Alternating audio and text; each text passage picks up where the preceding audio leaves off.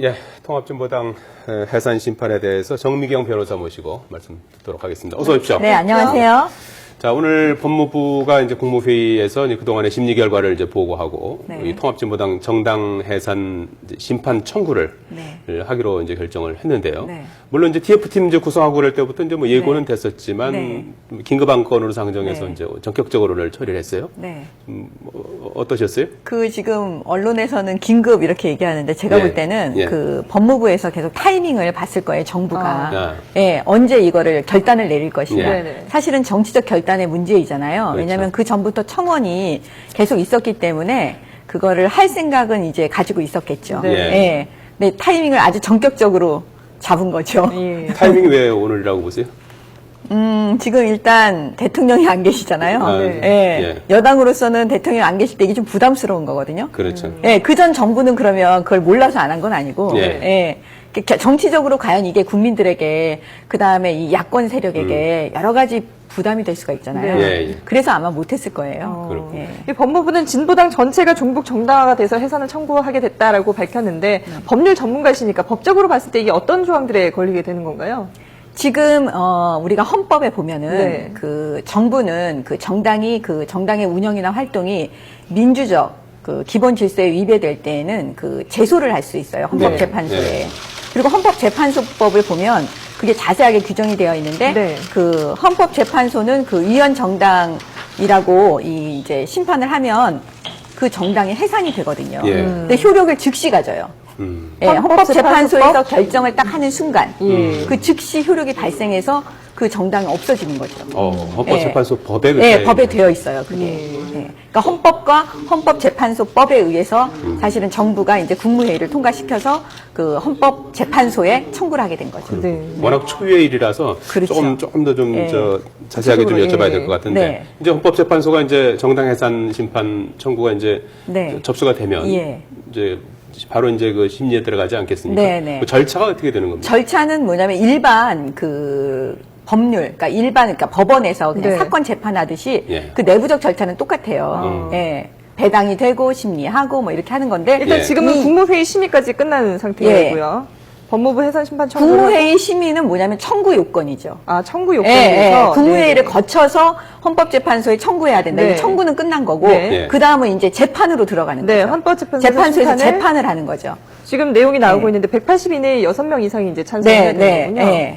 보통 180 이내에 그렇게 되어 있는데 네. 그게 강제 규정이 아니기 때문에 180일을 넘길 수도 있어요. 재판이. 네. 그리고 이거는 보통 우리가 헌법재판소는 다 서면으로 재판을 하거든요. 네네. 근데 이 위헌정당 해산 심판에 관한 재판은 그 구두변론이에요. 그러면 구두변론이라는 건 뭐냐면 일반 법원에서 그냥 재판하듯이 공개적으로 네. 예, 변론을 거쳐서 재판할 수 있다는 이야기죠. 예. 예. 그동안에 이런 그 정당 해산 심판을 청구한 사례들이 없었죠.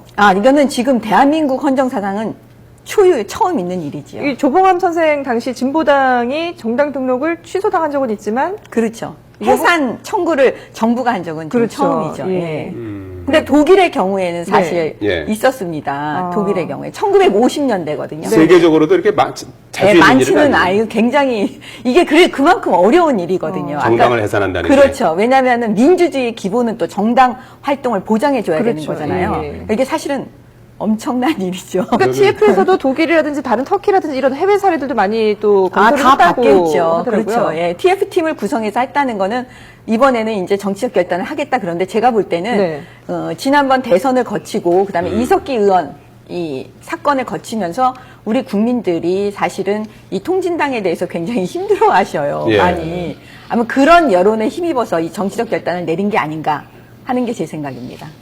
그 통진당을 해산해야 된다라고 결론에 도달한 가장 큰 이유는 제가 볼 때는 여론이라고 보십니까? 그런 건 아니죠. 아니, 그거는 이제 바탕의 여론이고, 왜냐하면 예. 정치적인 행위를 할 때는 예. 국민 여론을 봐야 되니까. 눈치를 네. 보지 않을 수가 없잖아요. 예. 그걸 받고, 그 다음에 가장 결정적 기폭제 역할을 한 거는 이석기 의원의 내라는 기소 사건이죠, 사실은. 네. 그래서 제가 앞으로 볼 때 이 사건은 이제 법원에서 사실은 그 이석기 의원에 대해서 이제 1심 만약에 선고가 난다 그러면 네. 그게 아마 헌법재판소에 굉장히 영향을 미칠 거라고 보여져요. 왜냐하면 이석기 의원의 그 활동이나 이런 것들을 네. 이 통진당 전체 당원의 활동하고 연결지어서 볼 수 있느냐.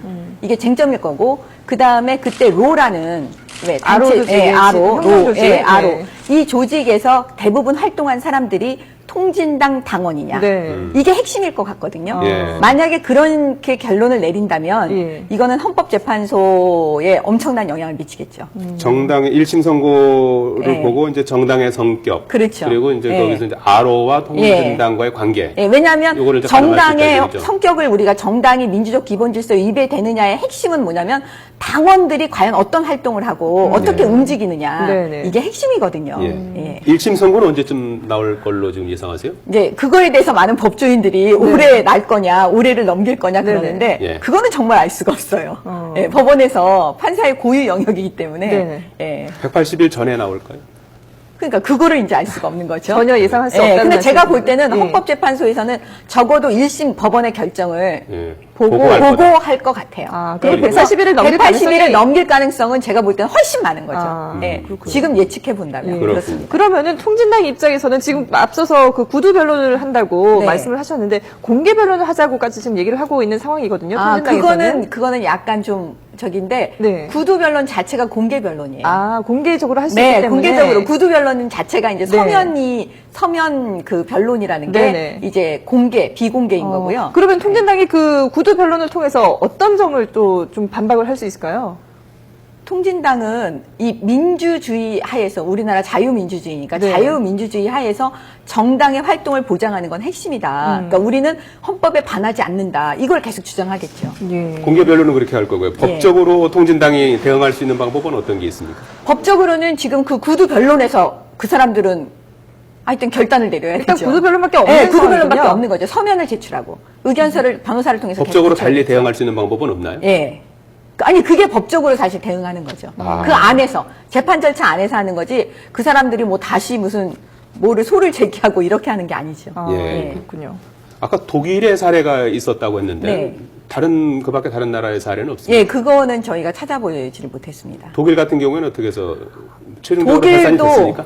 예, 해산이 됐습니다. 어떤 독일도 경우? 예. 독일의 법이 우리하고 비슷해요. 우리가 사실 독일법을 기본으로 해서 만든 거거든요. 네네. 그러니까 헌법재판소도 사실 독일에 있어요. 예. 그러니까 위헌 정당이 해산 심판 뭐 이런 거 네. 이런 것도 다 규정이 있어요. 그러니까 연방 헌법재판소에서 그 처음 결정한 게 뭐였냐면 1950년대라고 제가 기억을 하고 있는데요. 예.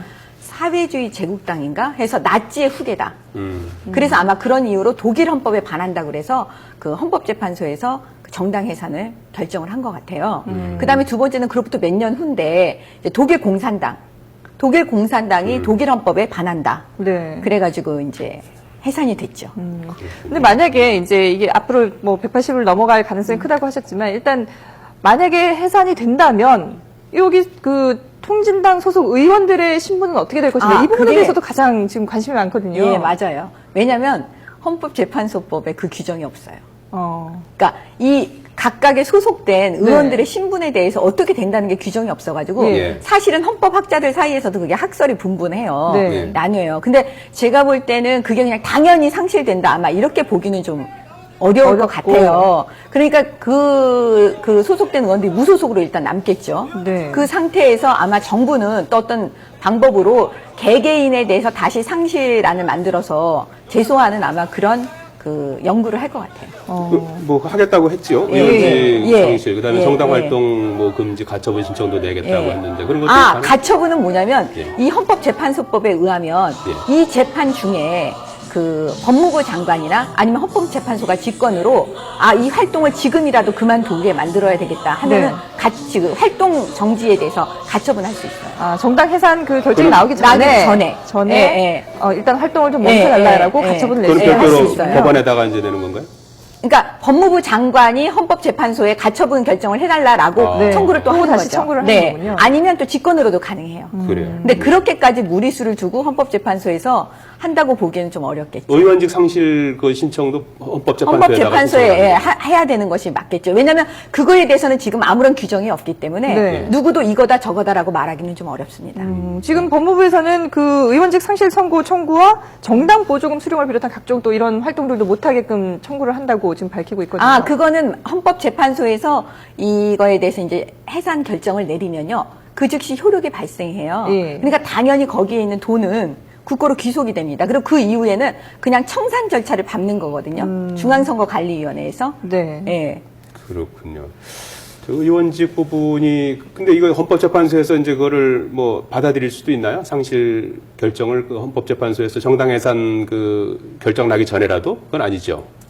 가처분 신청을 했을 가처분 경우에 신청을 했을 때 받아들일 수도 있죠. 근데 이제 제가 볼 때는 예. 왜냐하면 헌법재판소도 네. 이런 정쟁 속으로 이제 들어가는 거잖아요. 네. 너무 휘말려서 막 들어가는 걸 원하지 않으니까 제가 볼 때 네. 그 헌법재판소의 특성상 그 가처분 결정까지 과연 받아들일 것이냐.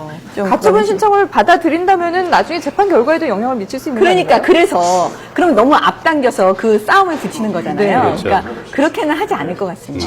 네. 일단은 이 저 위헌 정당 여부 판단하는 네, 데만 아마- 일단 이제 집중할 것이다. 네, 왜냐하면은 심사숙고하는 모습을 네. 또 이 헌법재판소도 국민들께 보여줘야 될 거고 예. 그만큼 또 신중함을 또 보여줘야 되잖아요. 예. 예. 왜냐하면 이게 보통 일이 아니거든요.